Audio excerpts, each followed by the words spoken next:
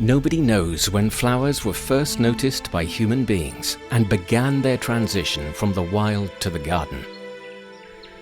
All we can say is that as key components of gardens, beautiful flowers reflect attitudes to life.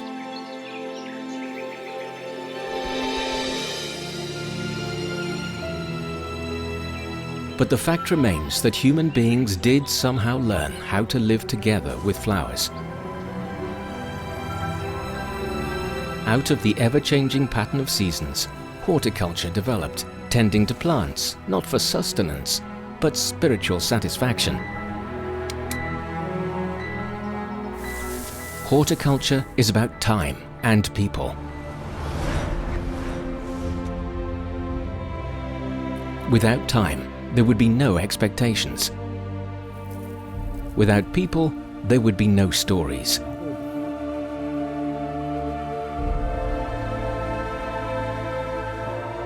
I think the one thing about gardening that makes it different from many other professions or walks of life is that actually you can create something which has permanence. It's a constant dialogue between the flowers, the gardeners, and the gardens. East or west, no matter where you go, universal aesthetic values are embodied in flowers. But there's one discipline above all that helps people incorporate this innate love of flowers into their daily lives: horticulture, a life lived immersed in flowers. How is it that horticulture is able to give us so much inspiration?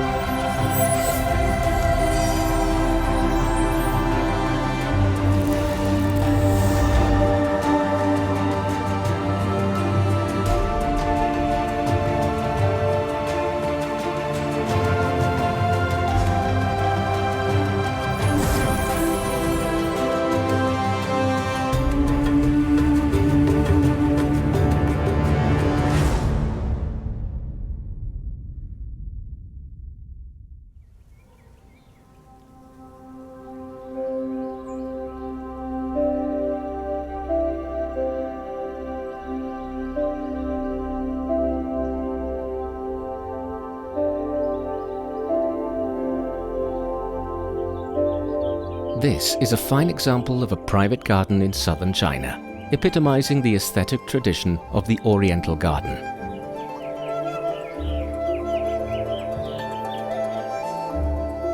Warm and humid, the climate of southern China is ideal for the growth of vegetation. As the seasons change, so do the variety of plants that come to the fore, transforming the garden into an ever-changing place of vitality and delight.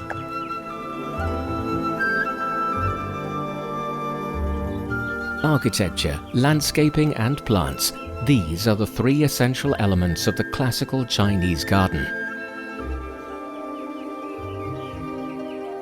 As you walk along the winding paths of the garden, new scenery constantly reveals itself, and thanks to the rich variety of plants here, coupled with painted walls and black tiles, the garden becomes a picturesque, graceful and poetic artistic whole. Such gardens really are a living homage to nature.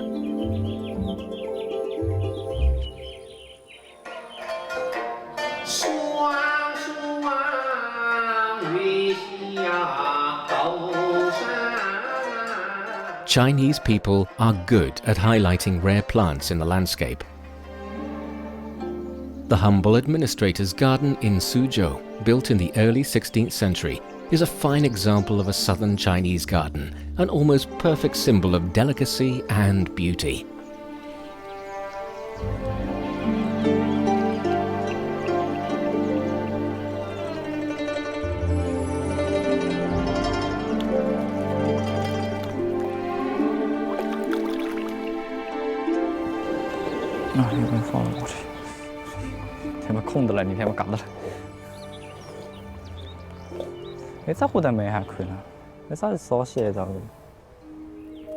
Zhao Jiaming, a young horticulturalist, is learning how to tend bonsai from his master Fan Minliang, who is responsible for managing over 900 pot plants in the garden. Zhao Jiaming's main job is to take good care of hundreds of old varieties of rhododendron bonsai planted by his master.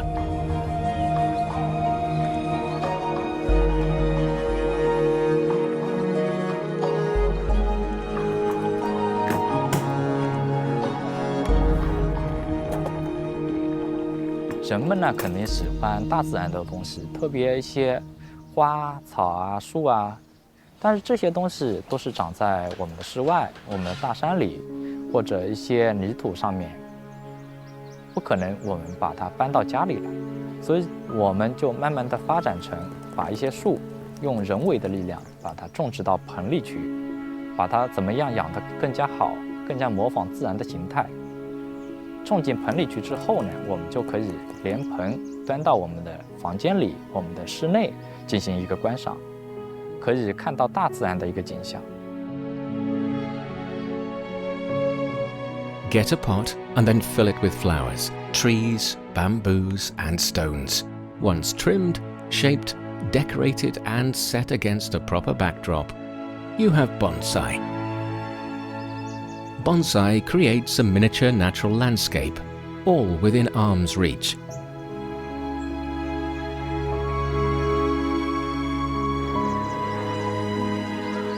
In the 1960s, Zhu Zi'an, a bonsai master in Suzhou, began to cultivate rhododendrons in the humble administrator's garden.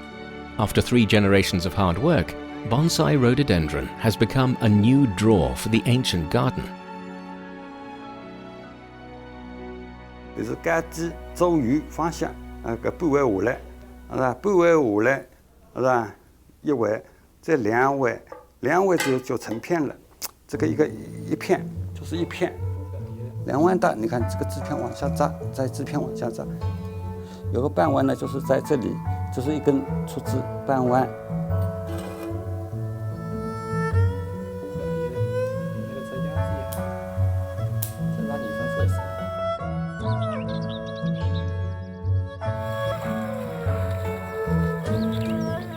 一般来讲呢，像现造盆景直接动打水，像水质啊、把康里爬满，一种最基本的工作。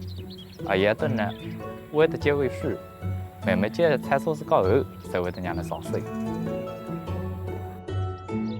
像主生园呢，是烧泡盆景比较有代表性的一个地方。搞起来呢，道具户造盆景是比较好的一种素材，因为呢文化力强。 以简单路面，那个摆的路面。像是师傅已经帮伊讲，像是造盆景一个好档呢，刀看、刀造，造比较重要。 A tree flourishing in a pot, a miniature vista of verdant mountains. That's the essence of the art of bonsai. 我摆在刀子烧特皮。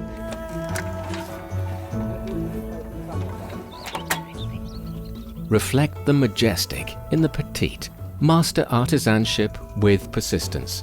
It is what Fan Min Liang expects of his students. 可能种花，看到种好了一棵小苗，我们种了一棵杜鹃花，把小苗种下去，可能第1年、第2年不会开花，到了第3年，它就慢慢的开始开花了。这种心情的愉悦感，就是有一种成就感一样的感觉。我就觉得我3年的付出，我是值得的。这是一种自己对自己的一种成就感，可能。 Immersed in flowers and trees, gardeners wait patiently for their efforts to yield fruit. When springtime arrives, the humble administrator's garden will be in blossom.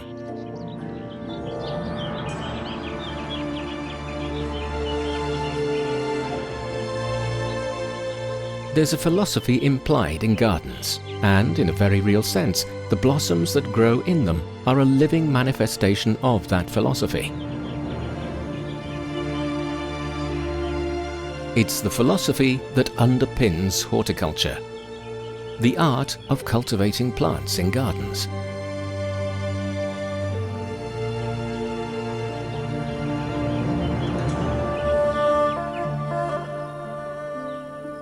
We create gardens to amble in, just as the bees like lingering around flowers.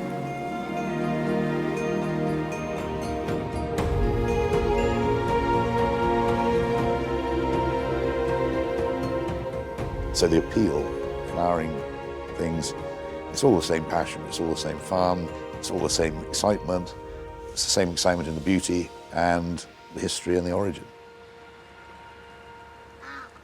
For centuries, the British royal family has been engaged in building and tending gardens.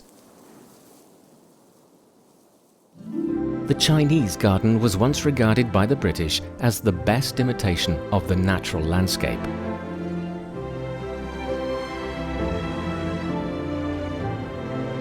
In tribute to that, in 1762, a 10-story Chinese pagoda was built in Kew Gardens.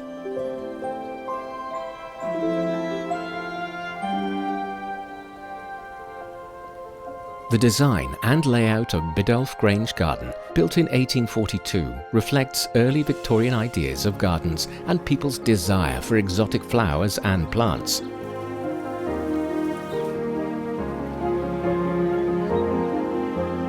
This was a time when exotic flowers were introduced into Britain in large numbers. It was during this period that a distinctively British type of garden began to develop.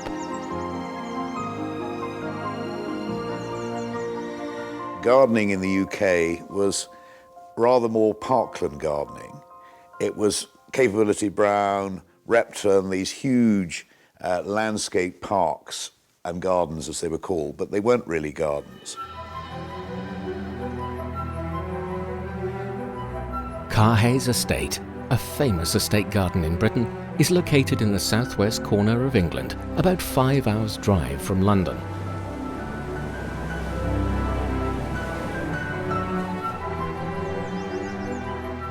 If you go back to 1900 or 1905, so what was garden like then? I mean, basically there was a wood with a lot of scrub, gorse, blackthorn, a complete scrubby mess such as you'll see on the side of the cliff when you look out of the window.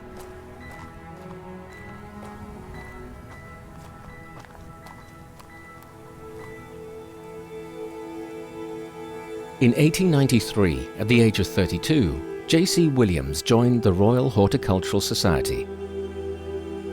By that time, gardening had come to symbolize freedom and beauty, gaining popularity at all levels of British society. As such, people began to desire more natural, diverse, and colourful gardens.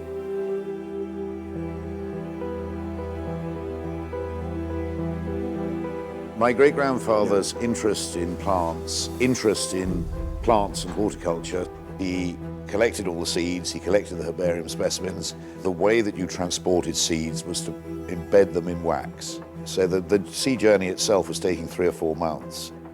The packages coming back all the way back from China marked J.C. Williams, Carhays Castle.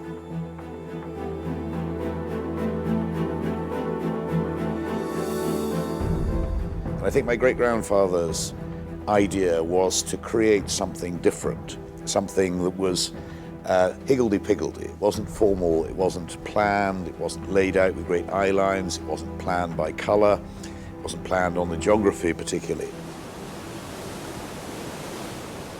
Carhays Estate is located at a latitude of 50 degrees north. Although the winter here is not freezing, thanks to the warm North Atlantic current. Wind from the sea breezes throughout the year, resulting in cold, humid weather in winter and spring. Conditions not at all favourable for gardening.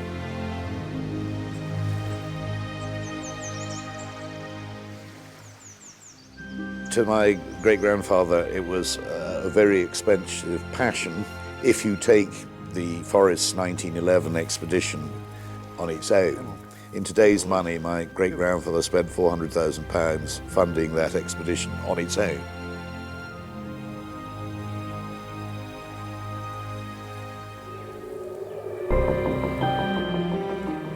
J.C. Williams believed that only through the introduction and cultivation of new variety of plants could he diversify the plant varieties in the estate. with seeds of magnolia, rhododendron and camellia from the mountains of Yunnan, China. He cultivated the plants he wanted to decorate his garden.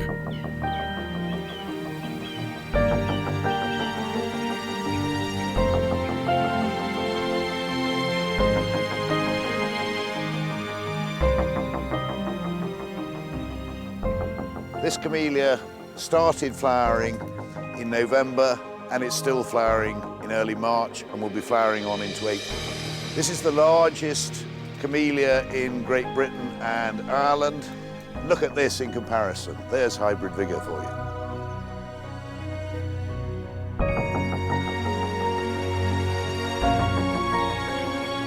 J.C. Williams crossed the Camellia saluenensis from Nujiang in Yunnan with other camellia varieties. In 1925, after 7 years, he succeeded in developing a hardy, flowery breed suitable for outdoor cultivation at high latitudes.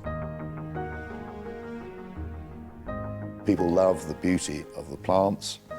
They love the story of where they came from and how they were grown and developed. If you create a new plant and the plant is popular and successful and particularly beautiful, then that plant will be growing in hundreds of years' time and you'll left something, a legacy. If the garden is the place where we encounter nature, then sustained cultivation is our way of ensuring that such encounters will continue to be possible.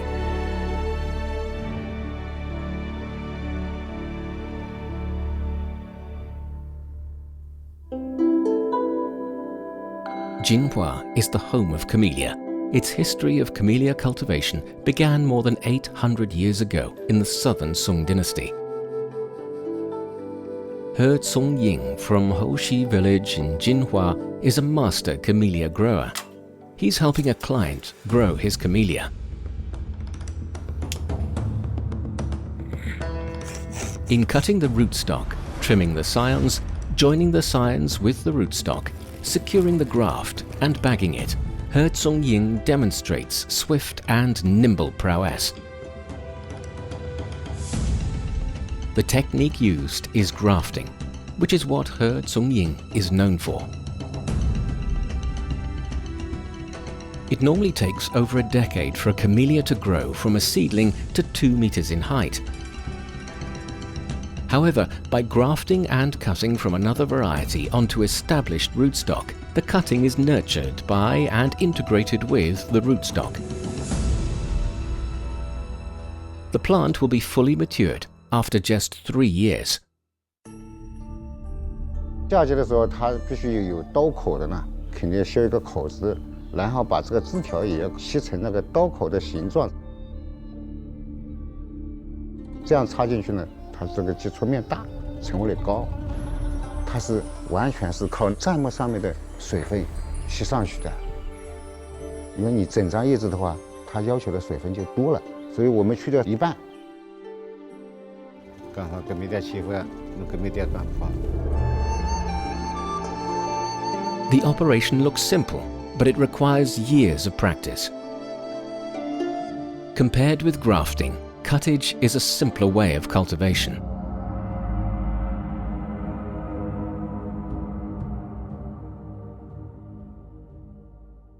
“扦插的比较简单的，我们这里的话是插在盆子里面的，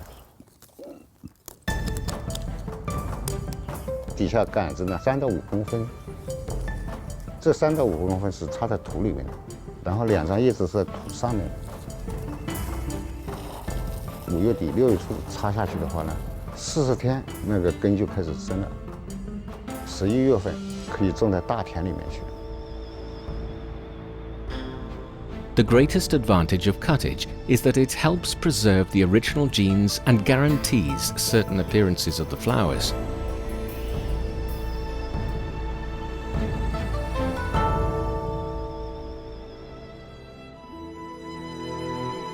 Flowers are symbols of the gorgeousness of life. They please our eyes and touch our hearts.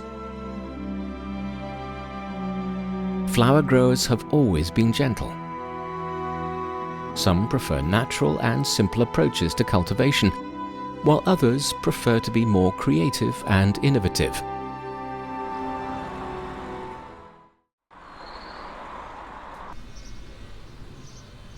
In the small town of Chambeuf in central France, the ubiquitous roses tell a tale of peaceful and pleasant local life.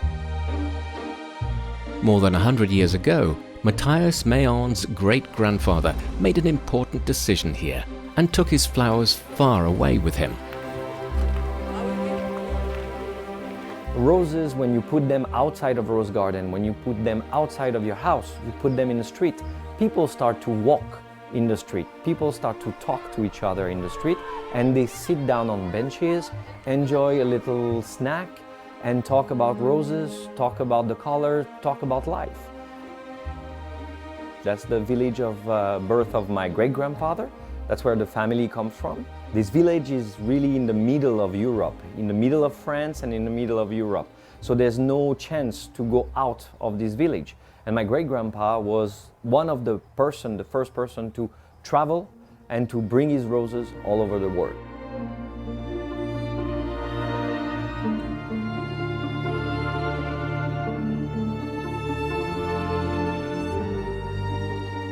Today, the international horticultural community classifies roses from the year 1867, the year the French introduced the first hybrid tea rose. The varieties before that year are called old garden roses, and those that came after that year are modern roses. In the field for premium roses in Nice, France, Matthias and his father Alain Mayon will complete the final variety testing before the roses go to market. We create between 100 to 200,000 new roses every year. We keep maybe 10, 20,000 of them for a couple of years to test them. Every spring, hundreds of thousands of roses bloom at Mayon's breeding garden. But most of them will not live for long. Only about 3 to 4 varieties will make it into people's gardens. As one of the largest rose breeders in the world, the Mayon family has developed a mature system for breeding hybrid roses.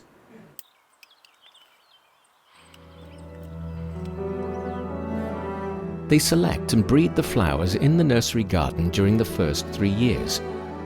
Over the next 3 years, these flowers will be planted in rotation in the soil without fertilizers or weed control, testing their vitality via natural selection. After this stage, they will go through further cultivation and selection for another 3 years.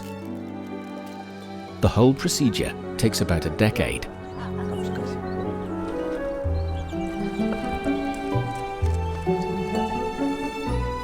At the new variety testing site, beauty is not enough. The roses have to be strong enough and vigorous enough to meet the various demands of future planters. We have only one spring every year, one summer every year. So you need to wait some time, a long delay to make your decision, the final decision. But it's patience, it's not going quick, it's not industry. We are not doing things quick. We are researchers dealing with nature. So we have to admit that nature at its rhythm. And the rhythm of nature is not the rhythm of human being.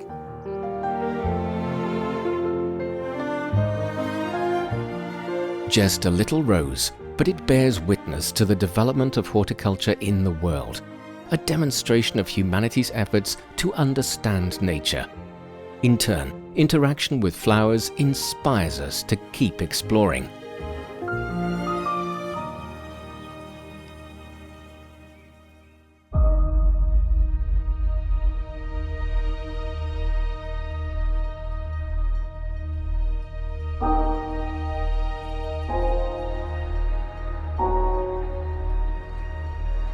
我们现在来看一下引种的方法有哪些。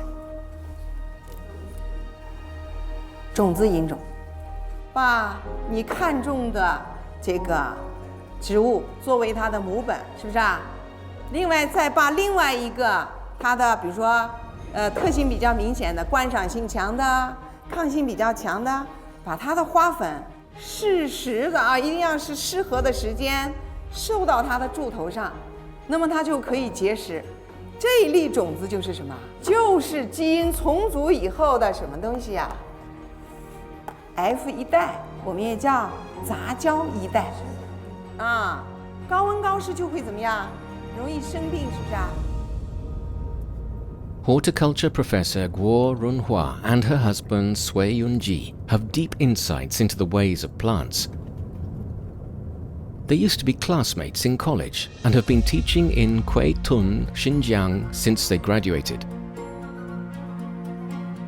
Over the years, the couple have been cultivating roses suitable for local conditions. 越冬是一个瓶颈，这个很多很漂亮、非常漂亮的月季，那么经过一个冬天，到第2年春天就冻死了。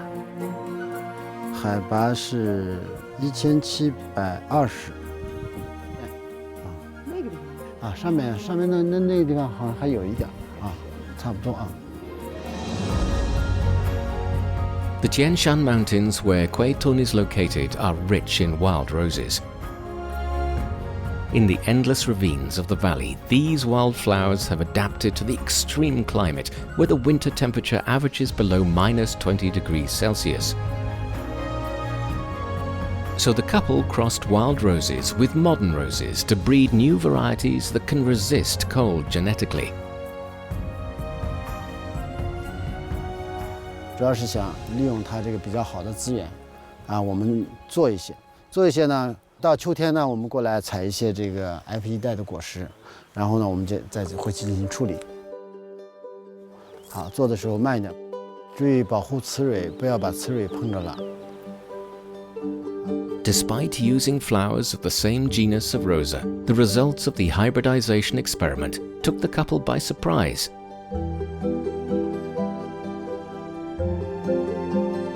在做了这么多的这个杂交组合的设计和实践以后，我们发现呢，不能这个受孕，然后呢，它最后也不能结果实，它实际上是一个眼缘杂交，这个生殖隔离它不育。 Distant hybridization refers to crossing between 2 different species of the same genus or 2 different genera of the same family. This is a difficult topic in horticultural sexual reproduction, with a low success rate and a lack of precise control. 做的过程当中就有意识的想一些办法，查一些资料，看看就是最后查到呢有一种蒙导法，实际上对它的这个远缘杂交还是有一定的帮助。所谓的蒙导呢，就是用他比较熟悉的花粉，他们亲缘关系很近的花粉，先去刺激它，然后呢再用我们的品种月季的花粉，它就是稀里糊涂的，它就可以进行这样的一种亲和了，就授粉受精了嘛。 The couple eventually harvested valuable seeds through hybridization. However, the happiness brought by seeds did not last long. Soon, something else happened that left them scratching their heads once again. 有很多情况下，就是你当年的种子播下去，第2年它春天不萌发。那么这种现象，我们发现哦，原来它长期的这种休眠，要打破这种休眠，可能还要1年的时间。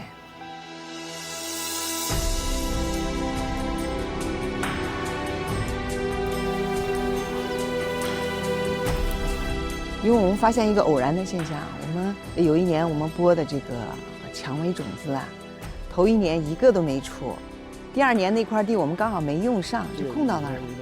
等到第2年的开春的时候，发现它出苗了，就是隔了1年它才出苗。 When to germinate is one of the most important decisions a plant makes in its life. Seeds that germinate too early may be destroyed by cold, and those that germinate too late may miss valuable opportunities for growth. Natural evolution has endowed plants with the capacity for seed dormancy. This amazing adaptation helps with their reproduction.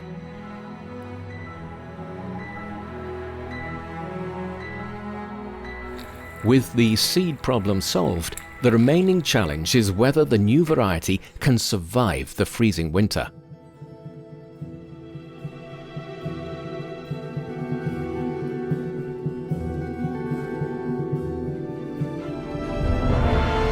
With the arrival of the winter snow, nature enters its dormant phase.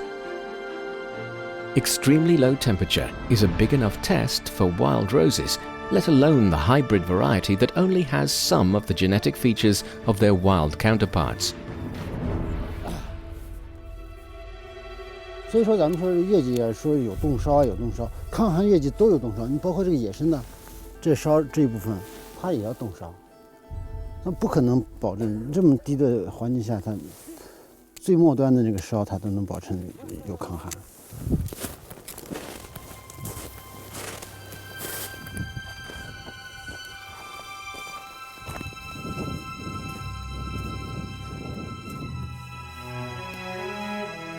Never before have the roses endured the harsh cold here. In temperatures of -30 degrees Celsius, they wait for spring to revive.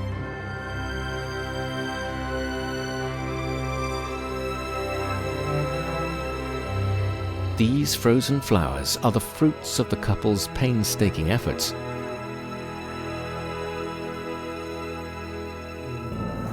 你看这个，它这个就太嫩了，这个芽叶就冻死了。这个冬天它是不怕，它再一个就要考验它，就是春天到春寒的时候啊。It is the ultimate test for the stability of this plantation of a new rose variety.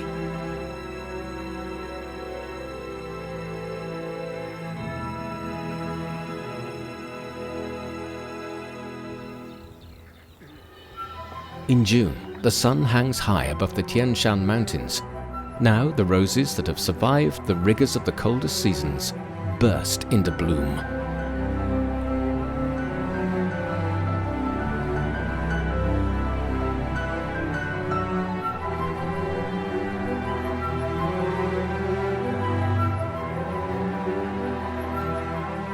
On a single rose, there are nearly 1,000 blossoms, filling the air with long-lasting fragrance. The couple have given their brainchild a name: Auspicious Clouds over the Tian Shan Mountains. 做育种呢，它本身又是一个需要你比较系统和长期坚持的一项工作。首先，它能不能亲和，能不能杂交结果，结了果以后，你播能不能把它播出来？出来以后，你还要再观察几年，所以这都是一个过程。 Just as it is with flowers, it was chance and fate that brought this couple together and into a marriage that has lasted for 32 years.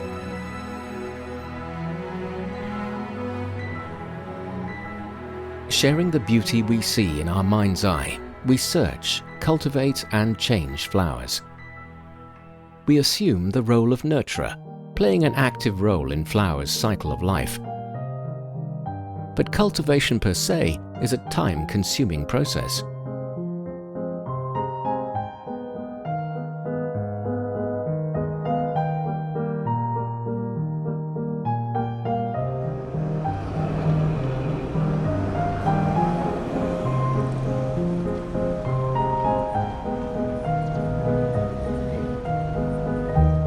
Today, scientists are getting involved. They hope the latest research will shed more light on the nature of flowers and shorten the cultivation period.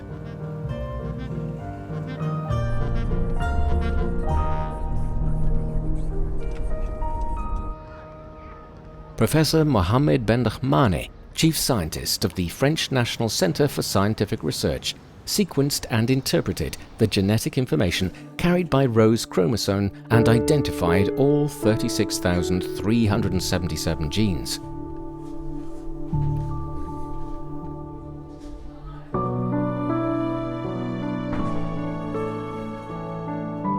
You know, modern roses are hybrids between Chinese and European roses mostly.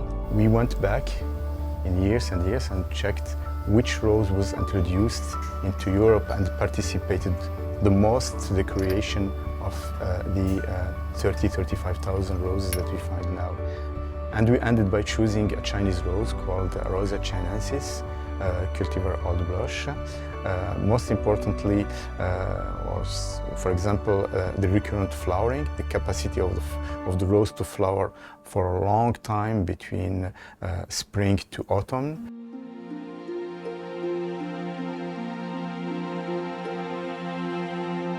Scientists have focused their attention on these flowers. Old garden roses, cultivated by the ancient Chinese, are still blooming with resilience and vigor. It was their arrival more than 200 years ago that led to the historic breakthrough in rose breeding in Europe. European horticulturalists were thus able to cultivate roses that bloom all year round.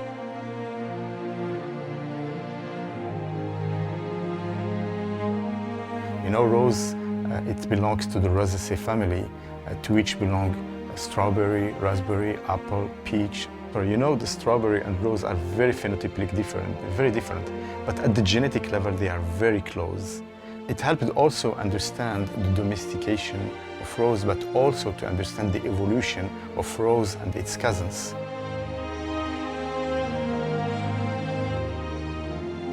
From growth, blooming to death, the life of flowers is a constant cycle of renewal.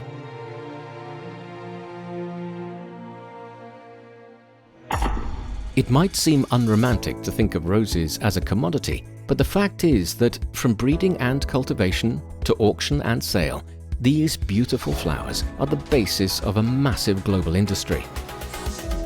大家好，我们现在正在看的这一个月季，它是中国古老月季月月粉。我们只能说它抗病菌。做好的话，那再给大家推荐一个下火房。Who would have thought it? The allure of rose varieties cultivated by the Chinese ancients is now transmitted through the internet. And who knows how many lives they have changed since they revolutionized the world of roses.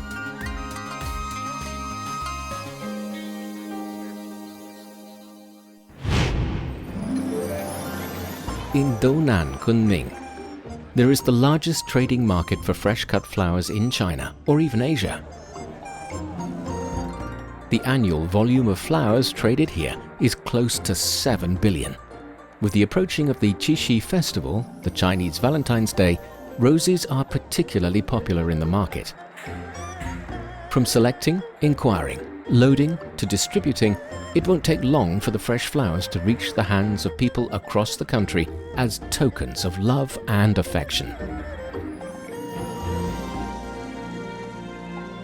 On our planet, plants provide generously and selflessly the most basic raw materials for our survival, without any complaint.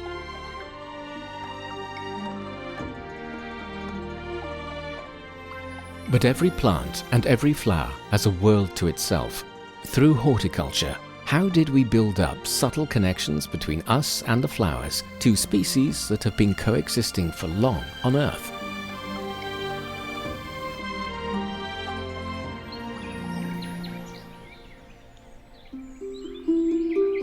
"20 years ago, Huang Yunpeng leased the barren Laoguan mountain and planted it with camellias.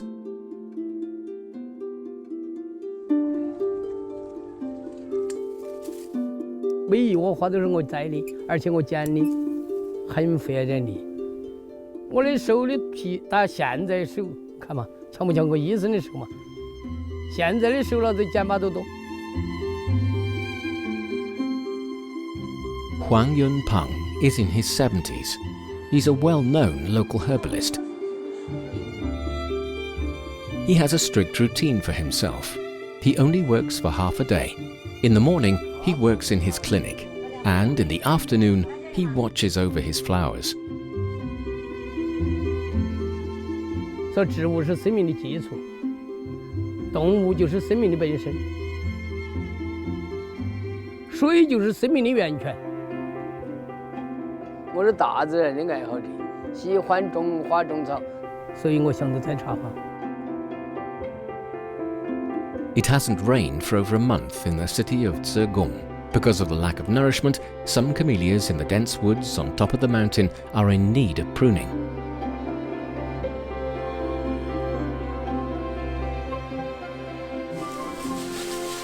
Huang Yunpeng does the job himself without any hired help. Despite the heavy workload, he never lets things get on top of him. He's been investing his income from the clinic into the camellias, which now cover the whole mountain.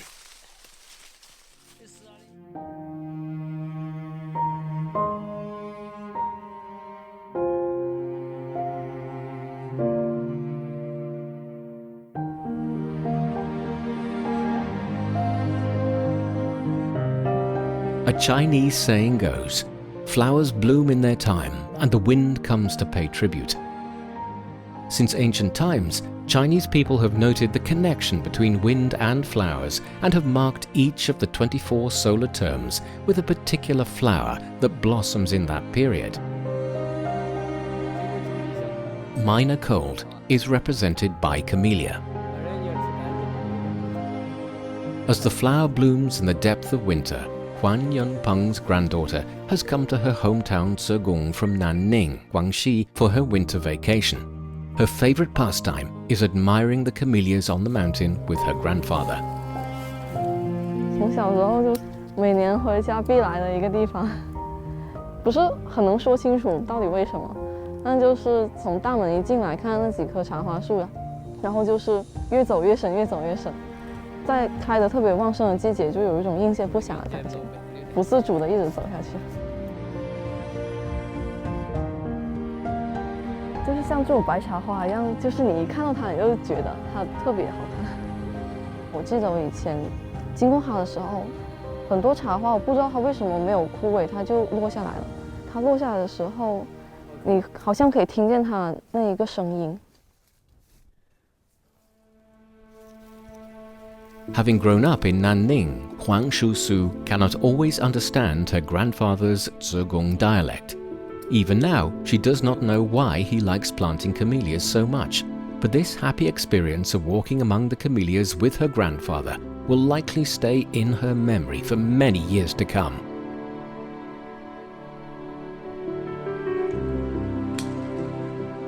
青年、中年、衰老，是吗？ Come on， 人也是幼年、中年、老年完了。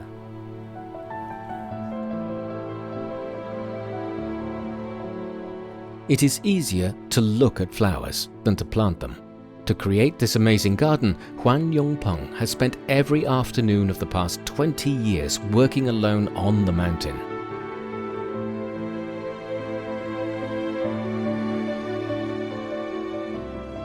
10年莫如树木，终身莫如树人。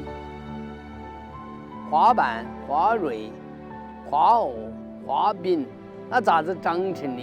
颜色是啥子呢？你要去深思熟虑了，你就是一种享受。我跟大家我的病人说的，3个标准达到啊，就对。睡着啊，就是幸福；吃饱啊。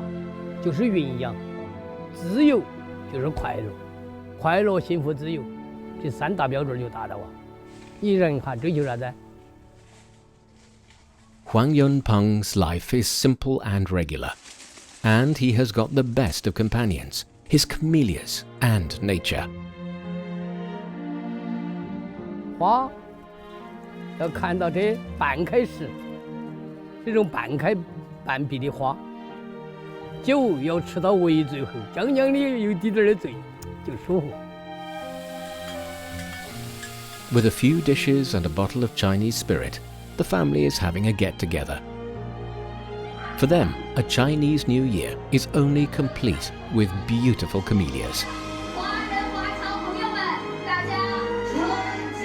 Another year starts. The Zhegung night is bright with lanterns on the streets. Everyone is looking forward to the arrival of spring.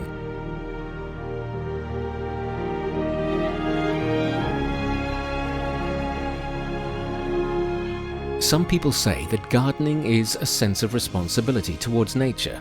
It's about insisting on giving all your kindness in the right way.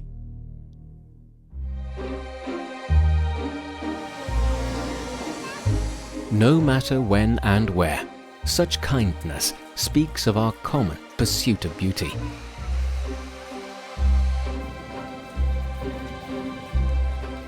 Nantes and Brittany in western France have been known as the cradle of camellia for more than 200 years. Their climate and soil provide a favourable environment for camellia. Camellia est une plante très reconnue, quoi. En France, offrir un camellia, c'est un beau signe. C'est des plantes nobles, hein. On dit on a des plantes nobles, des belles plantes qui sont, vous voyez, comme je disais, qui sont très florifères, c'est majestueux, c'est beau, c'est élégant, quoi. Ouais. Alors oui, le camélia est un symbole, hein. Donc au XIXe siècle, même au début du XXe siècle, c'était un signe de beauté. On mettait une fleur à la boutonnière pour les femmes, et les hommes aussi portaient une fleur de camélia.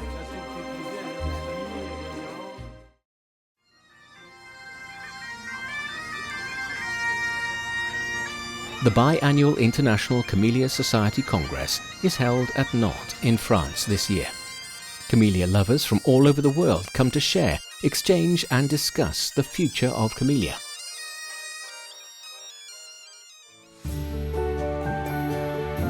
Wan Kai-yun from Kunming Institute of Botany, who is also the president of the International Camellia Society, meets here with the mayor of Nantes.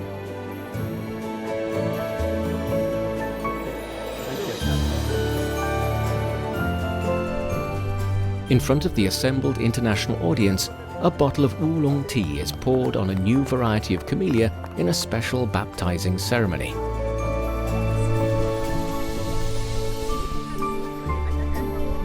A camellia named Lady of Nantes has become a new source of pride for local people. It's actually the symbol of the friendship. I think she will grow healthy, happy, and she will bring us a lot of happiness, health, not only to people from Nantes, but to the people in the whole world, and bring us prosperity in the future. Thank you very much.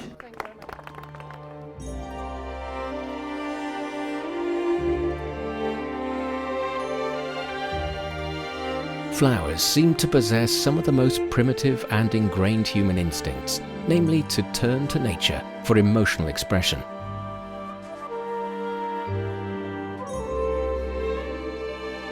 Through gardening, we are able to reconstruct our relationship with nature.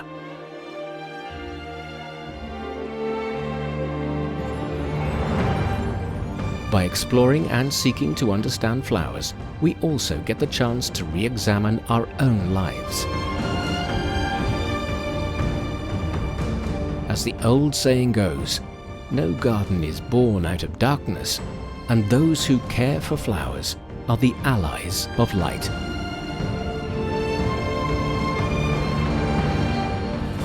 Like bees, we have an intimate relationship with flowers. It is an ancient relationship, and one that enables us to find hope and fulfillment in gardening.